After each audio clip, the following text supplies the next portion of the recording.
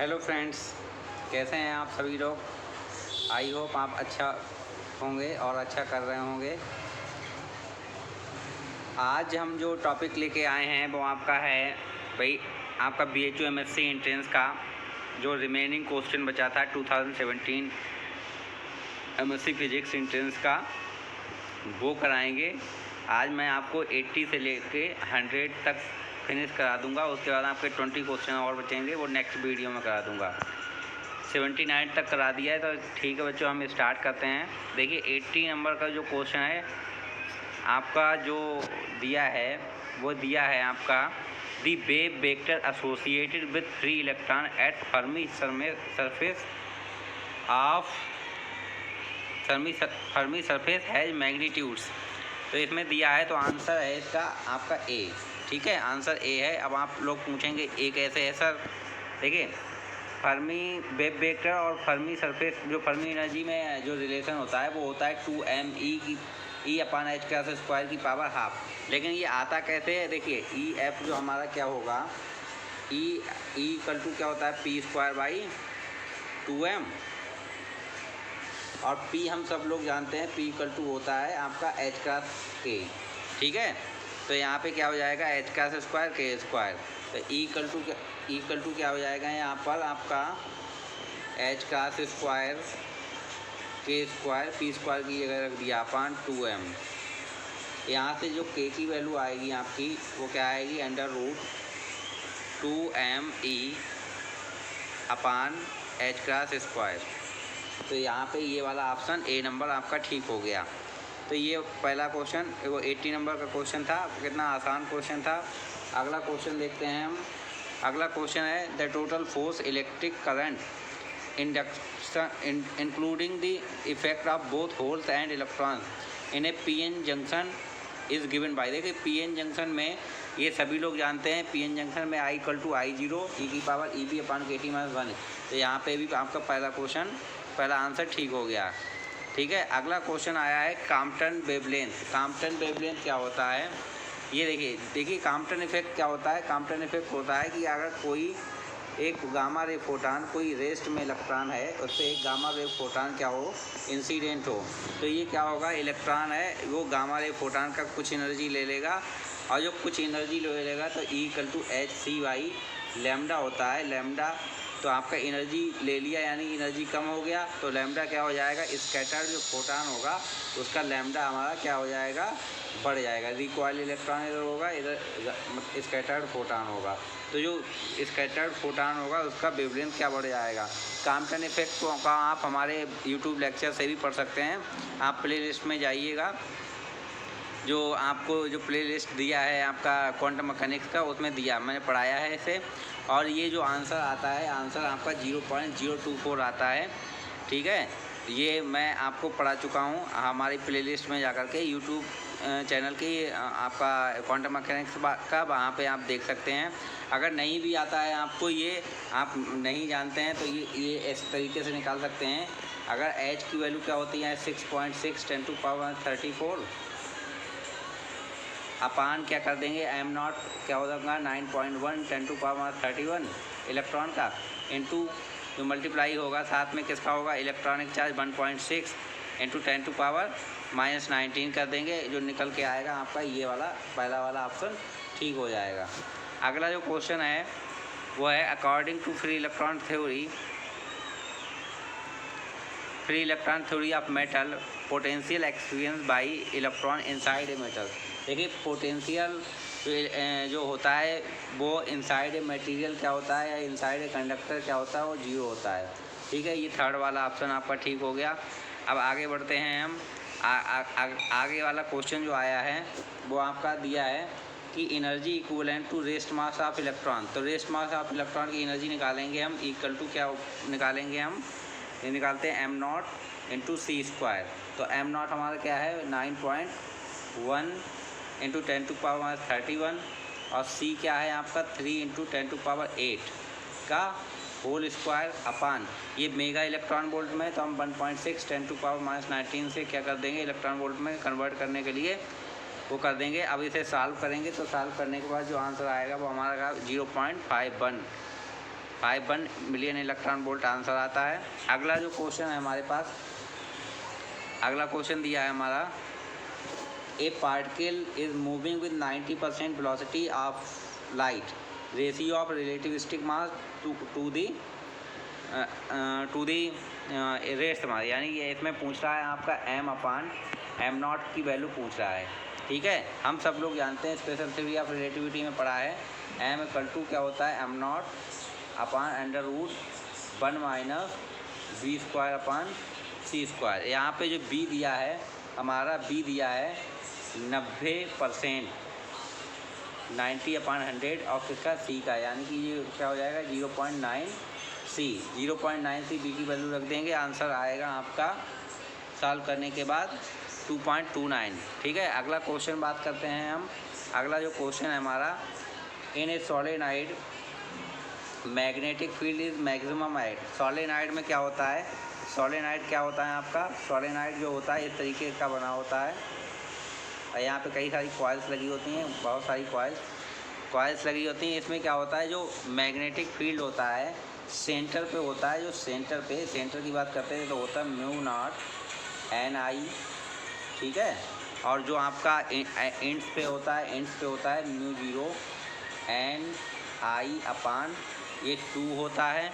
ठीक है, तो और जो सेंटर के बाहर, मतलब जो बिल्कुल बाहर होता है सोलेनॉइड के बाहर, जो फील्ड होता है मैग्नेटिक फील्ड, वो होता है 0, यानी कि आपका मैक्सिमम मैग्नेटिक फील्ड कहाँ पे होता है, इट्स सेंटर पे। ठीक है, तो आपको बाहर भी पूछा जा सकता है, तो बाहर 0 होता है, ये याद रखिएगा। अगला क्वेश्चन है हमारा, if two interacting coherent wave have amplitudes in ratio 2:1, the ratio of maximum to minimum intensity. इसमें दिया है आपका A1/A2 दिया है, ये क्या दिया है 2/1 दिया है, और आपसे पूछ रहा है I maximum upon I minimum, ये पूछ रहा है। तो I maximum upon I minimum क्या होता है, A1 + A2 अपान A1 - A2 का स्क्वायर, ये होता है। क्या, मैं फिर से लिख दे रहा हूँ यहाँ पे, I maximum upon I minimum जो होता है आपका A1 - A2 अपान A1 + A2 A1 - A2 का होल स्क्वायर। ठीक है, अब यहाँ पे हमारा A1/A2 क्या दिया, A1/A2 जो दिया है वो दिया 2/1, तो यहाँ से A1 जो हो जाएगा आपका, ये हो जाएगा 2A2। तो A1 + A2 में रखिए, तो ये क्या हो जाएगा 2A2 अपान, नीचे क्या हो जाएगा आपका A2, सिर्फ A2 रहेगा, तो इसका स्क्वायर करेंगे, ये 3 क्या बन जाएगा हमारा, ये हमारा बन जाएगा 3/1 का स्क्वायर, और ये आपका आ जाएगा 9/1। 9/1 देखिए ऑप्शन कौन सा है इसमें, ऑप्शन नंबर ए है। ठीक है, तो इस तरीके से हम कर सकते हैं। अगला आप क्वेश्चन की तरफ बढ़ते हैं, ये आपका ऑप्टिक्स का क्वेश्चन है। देखिए ऑप्टिक्स हम लोग क्या है, हम लोगों को तो पढ़ते नहीं हैं ऑप्टिक्स हम लोग, क्योंकि हम लोगों का CSIR नेट गेट के क्वेश्चन में तो नहीं पूछा जाता है, तो मैं ऑप्टिक्स का उतना अच्छा आपको तो नहीं एक्सप्लेन कर पाऊँगा, लेकिन मैं इतना कहूँगा ऑप्टिक्स आप ज़्यादा से ज़्यादा पढ़िए, वो भी इंटर वाली पढ़िए, वो सफिशिएंट है BHU MSc एंट्रेंस के लिए। इसमें जो आंसर है वो आंसर है, in Fresnel biprism coherent source are form due to, तो डिवीजन ऑफ वेव फ्रंट की वजह से बनते हैं कोहेरेंट सोर्स। लेकिन इसे आप अच्छे से पढ़िए, आप ऑप्टिक्स अपनी +2 की बुक से। उसके बाद आता है कलर फोटोग्राफी। देखिए इस तरीके के क्वेश्चन आपको कभी कभी मिल जाते हैं, जो आपको कहीं मतलब दिए भी नहीं होते, बेफिजूल में दे देते हैं। लेकिन इसमें क्या है, इसमें मैं आपको बता दे रहा हूँ, ये आंसर है इसका, the formation of stationary wave is use. लेकिन इसमें ये आपका रिलेवेंट क्वेश्चन नहीं है, आपको नहीं पूछा जाना चाहिए था। लेकिन अगला क्वेश्चन है, in case of Newton's ring central ring will be dark in. मैंने आपको बताया ऑप्टिक्स, आगे आप ऑप्टिक्स आपको अच्छे से पढ़ना, तो इसका आंसर है रिफ्लेक्टेड सिस्टम ऑफ लाइट। ठीक, डार्क सेंट्रल रिंग डार्क जब होगी, जब आपका रिफ्लेक्टेड सिस्टम ऑफ लाइट होगा तब। अगला जो क्वेश्चन है वो क्वेश्चन है आपका दिया है बच्चों कि diffraction of light can be exhibited by light with N obstacle having dimension of order. देखिए, अगर आपको इसका जो ऑर्डर होता है वो 10⁻⁷ मीटर का होता है, ये आप सबने पढ़ा होगा।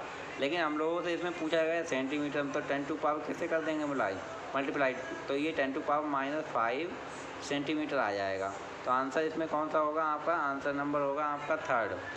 ठीक है, अगला क्वेश्चन है at polarising angle reflected and refracted wave, ये आपका कितना होता है? 90 डिग्री होता है, ये सब जानते हैं, ये तो आपने 12th में पढ़ा भी होगा। अगला जो क्वेश्चन है वो थेवेनिन थ्योरम से, थेवेनिन थ्योरम वाला आप करेंगे। अगर नहीं आता है आपको तो हमें कमेंट बॉक्स में कमेंट कर देना, हम बता देंगे आपको। अगला जो क्वेश्चन है हमारा वो दिया है, अगला क्वेश्चन कि एक जेफिट है, जेफिट में GM दिया है और RP दिया है। ठीक है, RP की दिया है आपका। दी आइडियल वोल्टेज गेन पूछ रहा है, ये होता है आपका mu equal to RP into GM। क्या होता है? Mu equal to RP into GM। तो RP और GM की मल्टीप्लाई करेंगे तो आपका आंसर 6 आएगा। ठीक है, ये आप कर लेना बच्चों कैलकुलेशन। उसके बाद है हमारा the wavelength associated with an electron accelerated through a potential difference दिया है आपका 100। अब देखिए, अगर आपको पोटेंशियल डायरेक्ट दिया हो, वैल्यू दिया हो, तो आप सीधे कोई फार्मूला मत लगाइए, ये लगाइए लैम्डा इक्वल टू क्या होता है? 150/√V angstrom. ठीक है, अब 150 का अंडर रूट निकालेंगे तो ये आएगा आपका, ये आएगा lambda equal to 12.27/√V। √V हमारा क्या है? 100 का मतलब ये क्या हो जाएगा? हमारा 10 हो जाएगा। तो लैम्डा इक्वल टू क्या हो जाएगा? 12.27/10, यानी कि आपका क्या हो जाएगा? 1.27। तो ये 1.2 वाला आंसर नंबर A हो गया आपका। ठीक है, तो इस तरीके से आप कर सकते हैं इस वाले सवाल को। अगला जो क्वेश्चन है हमारा, the type of de Broglie wave length of an electron in A metal. देखिए, अगर टेम्परेचर की बात जब भी करें तो जो वेव लेंथ होता है वो आपका 3m/kT लगा देंगे आप। क्या लगा देंगे? सॉरी, ये वाला नहीं, H/3m/kT, ये B वाला ऑप्शन लगा देंगे। जब भी आपसे या हीलियम के लिए पूछेगा या टेम्परेचर के लिए पूछेगा तो आप 3m/kT लगा देंगे। 3m/kT आता कहाँ से है? क्योंकि लैम्डा क्या होता है? H/√2m होता है, हमने यही पढ़ा है अभी तक, 2me। और E जो होता है आपका क्या होता है? 3/2 KT होता है। 3/2 KT से 2 से 2 कैंसिल हो जाएगा, तो ये आपका इस तरीके से बन जाएगा T की टर्म में। तो जब T की टर्म में बनेगा तो आंसर H/3m/kT आएगा।